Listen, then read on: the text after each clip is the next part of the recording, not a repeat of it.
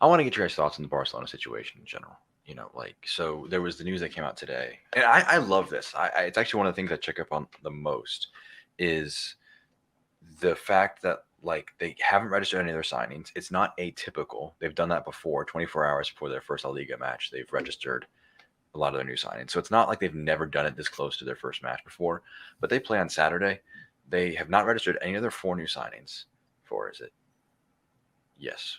No, that's 5 because that would include it's Kunde, Lewandowski, Rafinha, Christensen, Kessie, as well as maybe they registered one of those guys because I think the number I saw was 6, and they also had Sergio Roberto and Ousmane Dembele whose contracts expired, and then they re-signed them, but they didn't register them because they expired.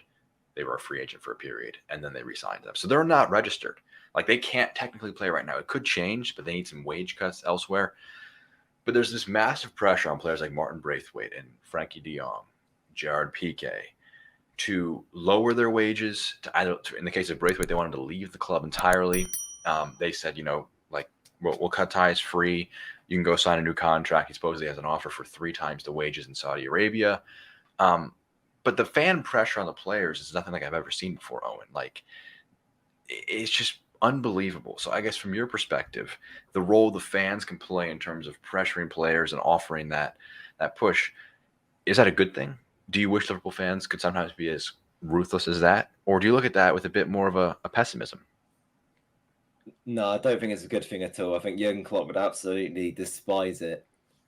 There's no doubt about that. And all the sort of memorable Liverpool managers of the past, it's all been about spirit and kind of teamwork, togetherness. That's kind of what a football club is. And any successful football club is built off those foundations and those morals, really.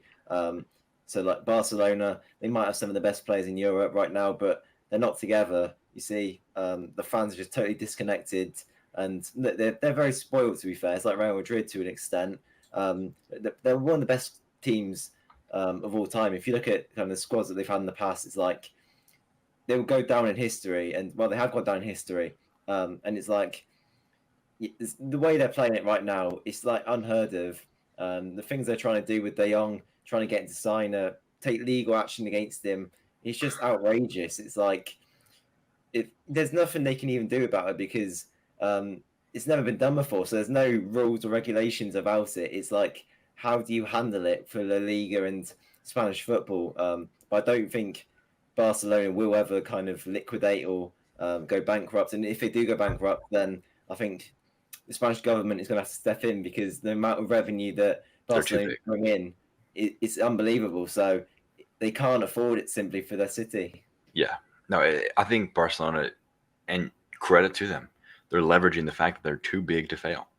Like there's no chance Spain, La Liga, UEFA, FIFA is allowing Barcelona. When you think of football, and one of the first things that comes to your mind probably is your own club, the team you support. But Barcelona is one of the first things you think about. They are so ingrained with the history. They're not like they're almost too big to fail.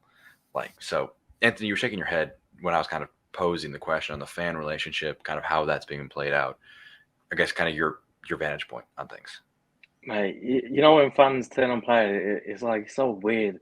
Like they even though like I say stuff about Henderson, I'm sure Owen says stuff about Kate, we still sort of like respect the players or have that level of respect for them. Like they're booing their own players. It's crazy to me. It's like with Man United as well. They boo Pogba all the time, and then they act surprised with it when they say like disrespectful things back to the club, and it's crazy to me. But this is a bit off topic, isn't it? Isn't it weird? Like the Man United fans are planning like protests as well, for our Liverpool match again. Third season in a row, isn't it? Where they're going to have empty stadiums. But yeah, it's crazy. Honestly, Man United fans are just as bad as Barcelona, where they boo their players, they moan at them all the time and want them out of the club, and it's embarrassing. Honestly, like Owen said, if Klopp would never even stand for that, he'll call the fans out and.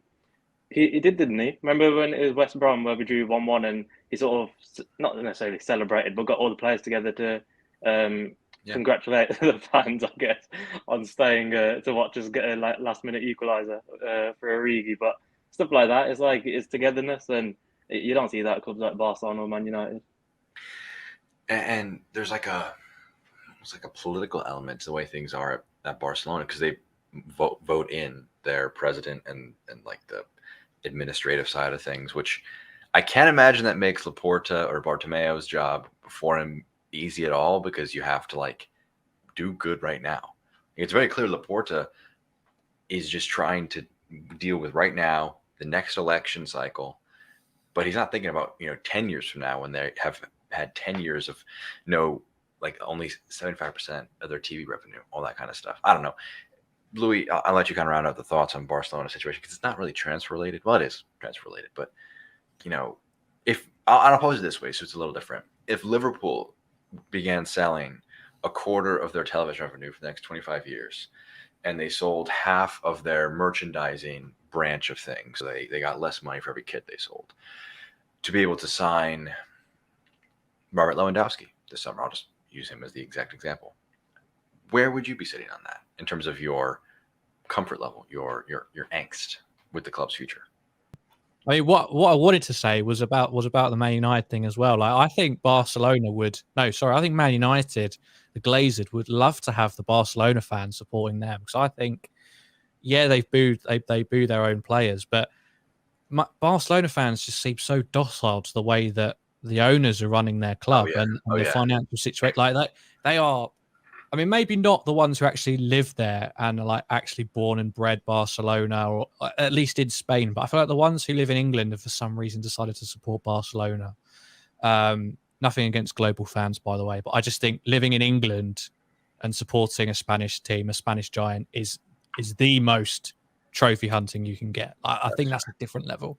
They're just so deluded about it all. They're like, no, it's fine. Like, they know what they're doing. We're going to get out of it. Like, they're going to register them all on the last day. There's no problem with it. Like what you said, but they're asking Busquets and Piqué, like 2 living legends for their club, to take a pay cut. Like, things are not fine and it's not being well run. They just don't care. And it's all going on to the players, which is ridiculous. I feel terrible for Martin Braithwaite. He was living his dream and now he's being lambasted out of the club for fear of being bloody murdered at this point. So I don't know what's going to happen with that one. But you kind of answered the question I had, Louis, because like I talked about the fans relationship. Liverpool fans aren't like United fans or Barcelona fans. We wouldn't be so blindly supporting these owners' tactics, which are just clearly to just get more money for the club. It's unbelievable. No, if we had FSG done their fair share of wrong, nobody on this channel is 100% behind them or whatever. But if they did anything similar to Man United owners or Barcelona owners, they wouldn't be here anymore. I tell you that now. Like, what they've done is nothing in comparison to those sets of owners. But the reaction that we've had against that has been monumental. And like the level of anger now because FSG won't open their purse strings to sign a midfielder is I'd say pretty massive. Like, I think Twitter especially is a pretty toxic place to be right now. I think as soon as we beat Palace next Monday, that changes quite quickly.